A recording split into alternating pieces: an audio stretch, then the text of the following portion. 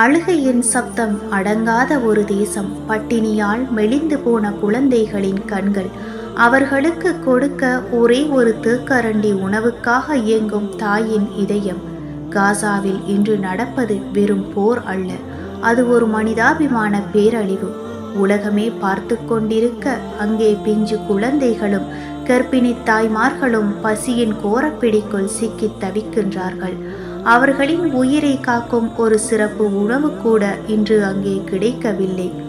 ஒவ்வொரு நாடும் அவர்கள் எதிர்கொள்ளும் துயரத்தின் ஒரு பகுதிதான் இந்த செய்தி தொகுப்பு. இது வெறும் செய்திகள் அல்ல, நம் மனசாட்சியை உடுக்கும் ஒரு சோக வரலாறு. காசாவில் உள்ள குழந்தைகளுக்கான சிறப்பு உணவுப் பொருட்கள் இஸ்ரேலிய முற்றுகையால் தீர்ந்துவிட்டன. மனிதாபிமான அமைப்புகள் காசாவில் கடுமையான ஊட்டச்சத்து குறைபாடுள்ள குழந்தைகளுக்கான சிறப்பு சிகிச்சை உணவுப் பொருட்கள் தீர்ந்து வருவதாக எச்சரிக்கை விடுத்துள்ளன. இஸ்ரேலின் முற்றுகை இந்த நிலைமையை மேலும் மோசமாக்கி வருகின்றது. யூனிசெஃப் அறிக்கையின்படி கடுமையான ஊட்டச்சத்து குறைபாட்டிற்கான சிகிச்சைக்கான பொருட்கள் மிகவும் குறைவாக உள்ளன. மேலும் ஊட்டச்சத்து குறைபாட்டை தடுப்பதற்கான பொருட்கள் ஏற்கனவே தீர்ந்துவிட்டன. இந்த நிலைமை குறித்து ஒரு சுருக்கம் இதோ. ஊட்டச்சத்து குறைபாடு விகிதங்கள் அதிகரிப்பு. காசாவில் குழந்தைகளிடையே ஊட்டச்சத்து குறைபாடு விகிதங்கள் அபாயகரமாக உயர்ந்து வருகின்றது. மெடிசின் சான்ஸ்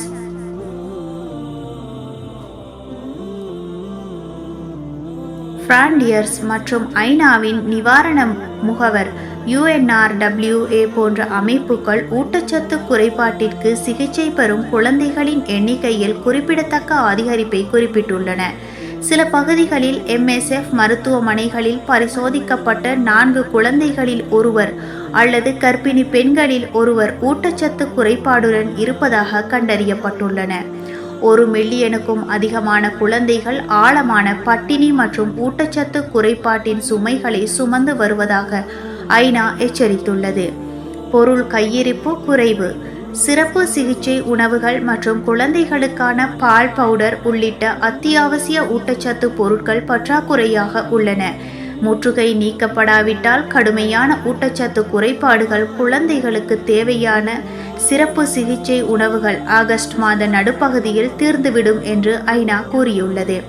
குறைவான உதவி அணுகல். காசாவுக்குள் சில உதவிகள் அனுமதிக்கப்பட்டிருந்தாலும் தேவைப்படும் அளவை ஒப்பிடும் போது அது ஒரு துளி மட்டுமே என்று மனிதாபிமான அமைப்புகள் தெரிவிக்கின்றன.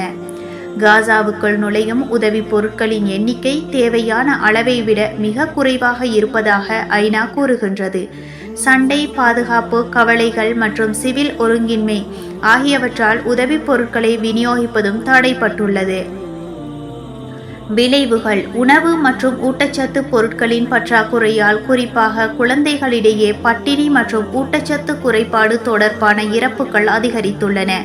பட்டினி மற்றும் ஊட்டச்சத்து குறைபாடு தொடர்பான காரணங்களால் டஜன் கணக்கான குழந்தைகள் இறந்துள்ளதாக காசா சுகாதார அமைச்சகம் தெரிவித்துள்ளது. சர்வதேச கண்டனங்களாக சர்வதேச உதவி அமைப்புகள் மற்றும் அரசாங்கங்கள் இந்த நிலைமையை கண்டித்துள்ளன. பல நாடுகள் காசாவிற்குள் உடனடியாக மற்றும் தடையில்லாமல் மனிதாபிமான உதவிகளை அனுமதிக்க வேண்டும் என்று வலியுறுத்தி வருகின்றன. ஐநா, உலக சுகாதார அமைப்பு WHO மற்றும் பல்வேறு உதவிக்குழுக்கள் தொடர்ந்து கடுமையான மனிதாபிமான நிலைமையை, பஞ்சம் ஏற்படும் அபாயத்தையும் சுட்டிக்காட்டி வருகின்றது. இன்றைய உலகின் தொழில்நுட்ப வளர்ச்சியிலும் கோடிக்கணக்கான உணவுப் பொருட்கள் வீணாகும் இந்த காலத்திலும் ஒரு மனித உயிர் பட்டினியால் இறக்கின்றது என்பது எவ்வளவு பெரிய முரண்பாடு. இந்த நிலைமையை நாம் வெறும் செய்திகளாக கடந்து போனால் வரலாற்றில் நாம் அனைவரும் இந்த மனிதாபிமான பேரழிவின் சாட்சிகளாக மட்டுமே இருப்போம். காசாவில் பட்டினியால் அழும் குழந்தைகளின் கண்களில் எதிர்காலம் குறித்த பயம் மட்டுமன்றி உலகத்தின் அமைதி குறித்த கேள்வியும் தெரிகின்றது. நாளை நாம் குழந்தைகளுக்கு ஒரு அமைதியான உலகத்தை விட்டு செல்ல வேண்டும் என்றால் இந்த அழுகுரல்களுக்கு செவிசாய்க்காமல் நாம் எப்படி தூங்க முடியும்? மீண்டும் புதிய செய்திகளுடன் சந்திக்கும் வரை நன்றி.